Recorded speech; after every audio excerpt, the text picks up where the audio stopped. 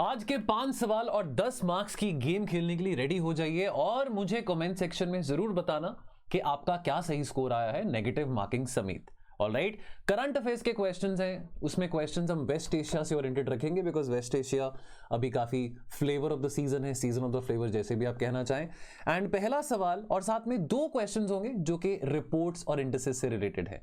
ठीक है, तो पहला सवाल हम बात करेंगे गोरे जस्क क्रूड पाइपलाइन के बारे। इससे संबंधित मैंने वीडियो बनाया है बीते दिन रात को 10 बजे। मैं बात कर रहा हूं 24 मार्च की। और अब आई डोंट नो आप ये वीडियो कब देख रहे हैं, पर वो वीडियो जरूर जाके देख लेना, उसका मैं यहां पे लिंक भी शेयर कर दूंगा। इस पाइपलाइन के कॉन्टेक्स्ट में 3 स्टेटमेंट्स यहां पे मैंने दी हैं, आपको ये पता लगाना है इसमें से कौन सी स्टेटमेंट 1 या 2 से ज्यादा करेक्ट है। क्या तीनों करेक्ट हैं, 2 करेक्ट है, 1 करेक्ट है, क्या लग रहा है? देखो, अब आप पॉज कर लो, मैं सीधा आंसर पे आता हूं। देखो, ये पाइपलाइन, ये जो शुरू होती है ना पाइपलाइन, मैं आपको मैप दिखा देता हूं। ये देखिए मैप यहां पे रहा। ये गोरे एक विलेज है, एक विलेज है जो कि बुशहर प्रोविंस में आता है ईरान के। अब ये जो बुशहर प्रोविंस है, बुशहर के नाम से एक न्यूक्लियर पावर रिएक्टर भी है ईरान का।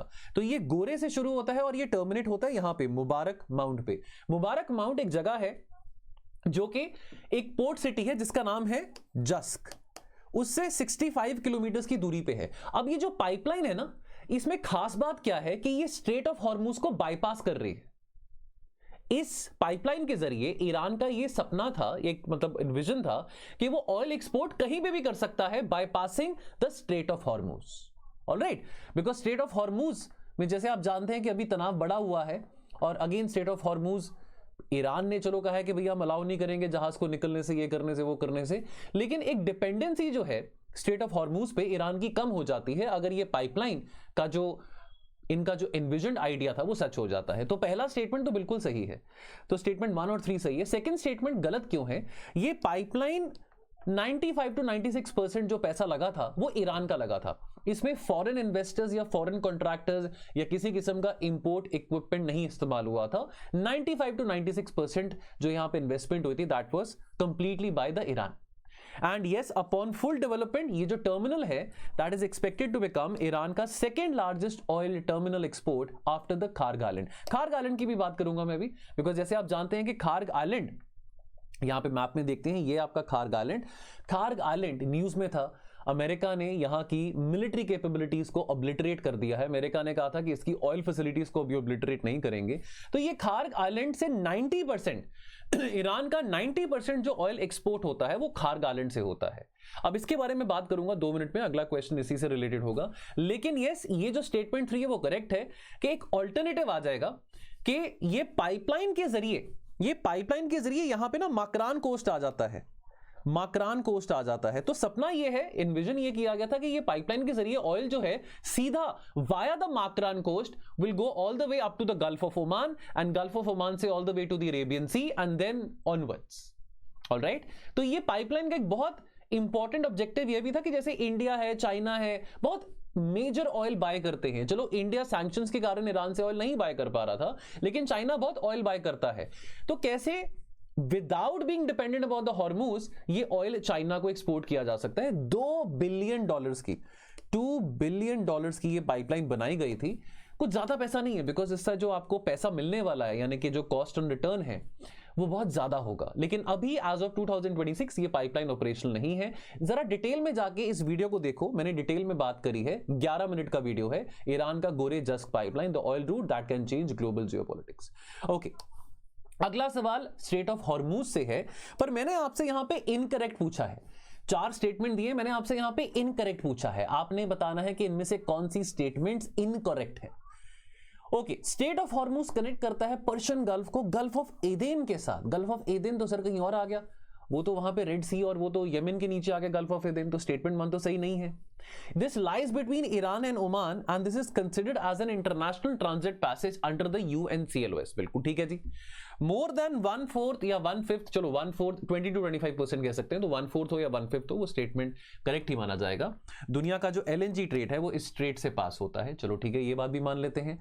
सऊदी और UAE के पास फुली सफिशिएंट पाइपलाइन कैपेसिटी है कि वो बाईपास कर सकते हैं हॉर्मुज को in the case of prolong disruption. ये स्टेटमेंट आपका इनकरेक्ट है। तो आपका इनकरेक्ट स्टेटमेंट कौन सी है? Statement 1 and statement 4। पूछा क्या था, इनकरेक्ट स्टेटमेंट पूछा था, करेक्ट नहीं पूछा था। स्टेटमेंट 1 इनकरेक्ट है। हॉर्मूज कनेक्ट करता है पर्शियन गल्फ को गल्फ ऑफ ओमान के साथ, गल्फ ऑफ अदेन के साथ नहीं। गल्फ ऑफ अदेन एक सेपरेट वाटर बॉडी है। अदेन एक पोर्ट सिटी है यमन में, और ये जो गल्फ ऑफ अदेन है सेपरेट वाटर बॉडी है यमन के पास, और अगेन ये कनेक्ट करता है to the Red Sea via the Bab al Mandeb strait, एक बहुत इंपॉर्टेंट मैरिटाइम चोक पॉइंट है। देन स्टेटमेंट 2 करेक्ट है सर। स्टेट ऑफ हॉर्मूज आता है ईरान, ईरान ऊपर है, यहां पे देखो मैप में देखो, यहां पे मैप में देखो ईरान नॉर्थ में है, साउथ में आपका ओमान आ जाता है, तो यूएई, ओमान और ईरान इन तीनों देशों के बीच में आपका स्टेट ऑफ हॉर्मूज आता है। और अंडर द यूएनसीएलओएस ये क्वालिफाई करता है एज अ स्टेट जिसको इस्तेमाल किया जा सकता है इंटरनेशनल नेविगेशन के लिए, which means granting the ships the right of transit passage, जो कि वेल एस्टैब्लिश प्रिंसिपल है अंतरराष्ट्रीय मैरिटाइम कानून के तहत। एंड स्टेटमेंट 4 इनकरेक्ट है। सऊदी और यूएई के पास ऐसी पाइपलाइन नहीं है जो कि स्टेट ऑफ हॉर्मूज की कैपेसिटी को बाईपास कर चुके। अब यहां पे कुछ फैक्ट्स की बात आती है। सऊदी के पास एक ईस्ट वेस्ट पेट्रोल लाइन है, और यूएई के पास जो Abu Dhabi crude oil pipeline है जो कि फुजायरा पोर्ट तक टर्मिनेट होती है। फुजायरा पोर्ट पे अटैक भी किया था ईरान ने, लेकिन इसकी जो कंबाइंड कैपेसिटी है that is only 3.5 million barrels of oil per day, against जो कैपेसिटी स्ट्रेट की है, स्ट्रेट ऑफ हॉर्मूज की कैपेसिटी है 20 million barrels of oil per day की। तो यानी कि दोनों के पास कंबाइंड इतनी कैपेसिटी नहीं है कि वो स्टेट ऑफ हॉर्मूज की कैपेसिटी को बाईपास कर चुके।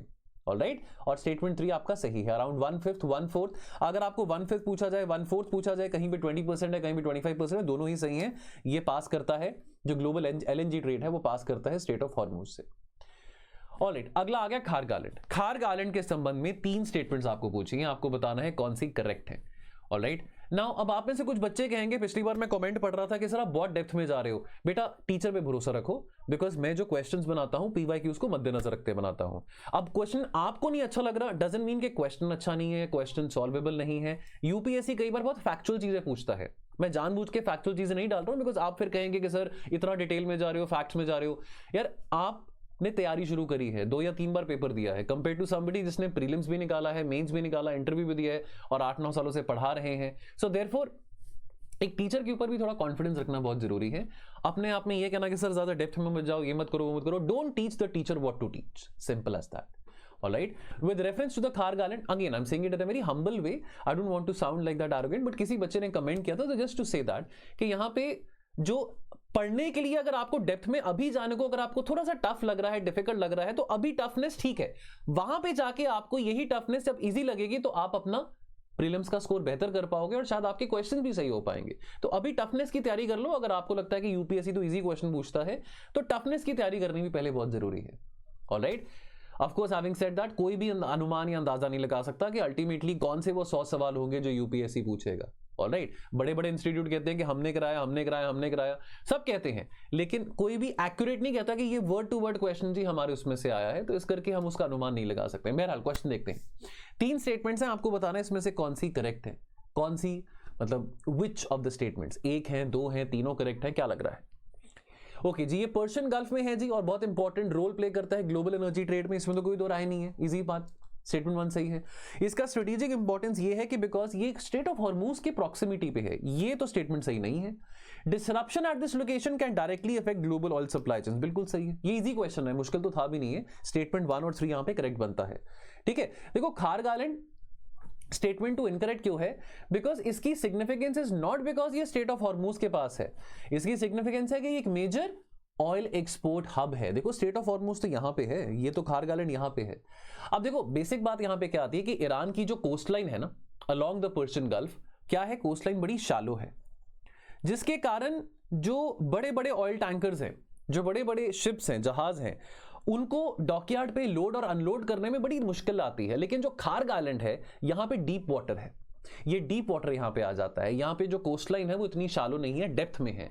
इसी करके जो बड़े कंटेनर्स हैं या जो बड़े ऑयल कंटेनर्स हैं, कार्गोस हैं, वो यहां से अपना सामान लोड अनलोड आसानी से कर सकते हैं, और इसी करके खार्ग आइलैंड की सिग्निफिकेंस यहां पे ये आती है।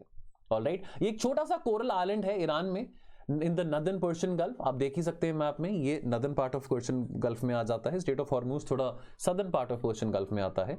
ऑलराइट, और ये बहुत नजदीक में है towards the port of Bushahr. Bushahr again एक न्यूक्लियर रिएक्टर भी है वहां पे, और कैपेसिटी, लोडिंग कैपेसिटी यहां पे है 7 million barrels of oil per day की, लेकिन ऑन एन एवरेज लगभग 1.5 million barrels of oil खर्ग island से एवरी डे पास करते हैं। और ईरान ने ये volume 3 million barrels per day पे बढ़ा दिया था मिड फरवरी में, जब जेनेवा टॉक्स ईरान और अमेरिका के बीच में चल रहे थे। एक एप्रीहेंशन था, एक एंटिसिपेशन था कि अगर कल को अमेरिका अटैक करता है ईरान पे या सैंक्शंस और बढ़ते हैं तो हम एटलीस्ट अपनी ऑयल सप्लाईज के जरिए, एक्सपोर्ट के जरिए उतना पैसा कमा सकें। नेक्स्ट क्वेश्चन अगेन यहां पे इंडिसेस दिए गए हैं और उसके साथ आपको पेयर में यहां पे उनकी पब्लिशिंग ऑर्गेनाइजेशन दी गई है। आपको ये आइडेंटिफाई करना है कि कौन से, how many of the above pairs are correctly paired. Alright, correctly paired है। HDI ग्लोबल टेररिज्म इंडेक्स, इसके ऊपर मैंने यूट्यूब शॉर्ट भी बनाया था, अभी कल ही यूट्यूब शॉर्ट बनाया है। Global peace index and global gender gap index. अब आपको ये बताना है कौन से पेयर्स करेक्टली मैच्ड है। सर ये तो करेक्ट है, global gender gap index world economic forum बनाता है। HDI का भी करेक्ट है जी, UNDP बनाता है। और ये दोनों भी करेक्ट हैं सर, ऑल फोर, चारों के चारों ही करेक्ट हैं। HDI UNDP बनाता है। HDI में कंट्री की अचीवमेंट 3 डायमेंशंस में मेजर की जाती है, हेल्थ, एजुकेशन और standard of living. Then GTI ये institute for economic and peace के द्वारा होता है। इंडिया का रैंक इसमें नंबर 13 पे है, पाकिस्तान का रैंक इसमें नंबर 1 पे है। यूट्यूब शॉर्ट मैंने बनाया था, इसके ऊपर एक वीडियो भी जरूर बनाएंगे जल्दी, लेकिन अगेन ये इंपॉर्टेंट बात है, इसके बारे में आपको पता हो। ऑलराइट, इसमें मेजर किया जाता है।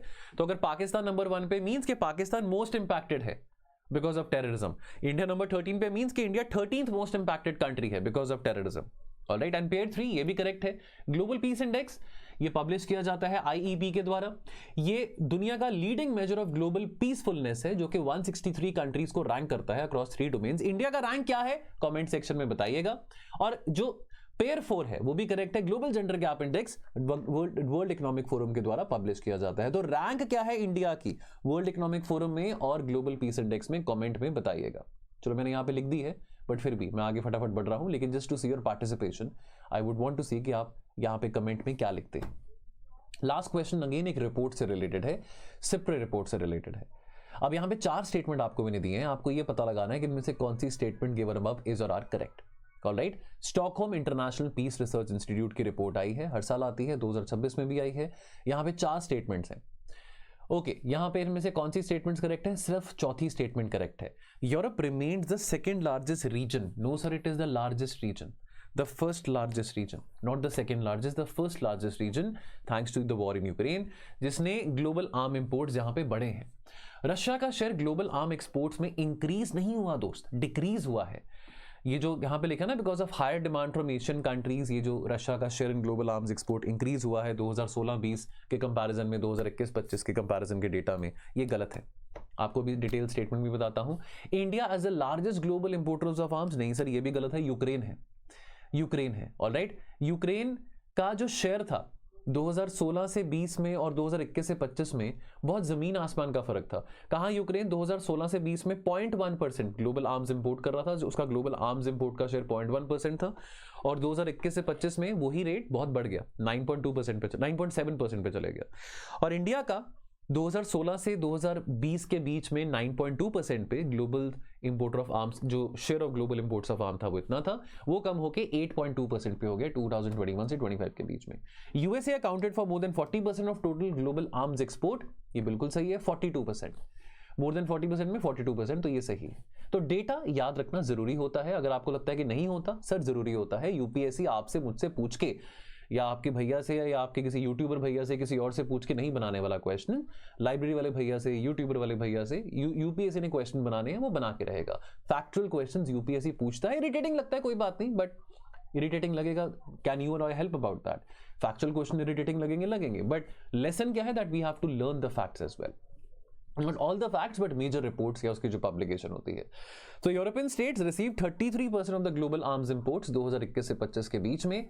इसका जो शेयर है इंपोर्ट्स का, मतलब in terms of import share in Europe, that increase by 210% पिछले 10 सालों में। ऑलराइट, एंड स्टेटमेंट 2 इनकरेक्ट है। रशिया का जो शेयर है ग्लोबल आर्म्स एक्सपोर्ट्स में, that fell from 21% in 2016-2020 to just 6.8% in 2021-2025, which is the decline of 64%। Although अभी भी रशिया टॉप 5 एक्सपोर्टिंग कंट्रीज में आता है। टॉप 5 एक्सपोर्टिंग कंट्रीज कौन सी हैं एज पर दी SIPRI डेटा, वो भी कमेंट सेक्शन में बताइएगा। स्टेटमेंट 3 इनकरेक्ट है। India accounted for 8.2% of the global arms import, second largest है। यूक्रेन फर्स्ट लार्जेस्ट है 9.7% का। और स्टेटमेंट 4 बिल्कुल करेक्ट है। America is the largest supplier of major arms और 42% share of total global arms export का जो है वो अमेरिका का है। ये मैंने वीडियो बनाया हुआ है सिप्रे का, ये प्लीज जाके वीडियो भी देख लेना। स्लीपी क्लासेस पे सर्च करेंगे सिप्रे रिपोर्ट 2026, आपको वीडियो दिख जाएगा। उस वीडियो की शुरुआत में मैंने क्वेश्चन यही दिया हुआ है, तो मेरे को था कि चलो उसका आंसर यहाँ पे डिस्कस कर लें। बाकी दोस्तों जुड़े रैपिड रिवीजन में, हमारा सेकंड बैच लॉन्च हो चुका है। बहुत पॉपुलर कोर्स है हमारा प्रीलिम्स के लिए, बहुत सारे बच्चों ने फायदा उठाया। बहुत सारे बच्चे जो रैंक होल्डर्स हैं वो गवाही देते हैं, वीडियोस पे जाके सुन सकते हैं कि rapid revision program was the course which help them sail through the prelims. 15 दिनों का ये प्रोग्राम है। हर एक सब्जेक्ट को हम लगभग 2 दिन देते हैं और बहुत तसल्ली से हाई यील्ड टॉपिक्स आपके साथ डिस्कस करते हैं। तो प्लीज इसमें जुड़ें, टोल फ्री नंबर दिया गया है and I will be waiting for you. Thank you so much.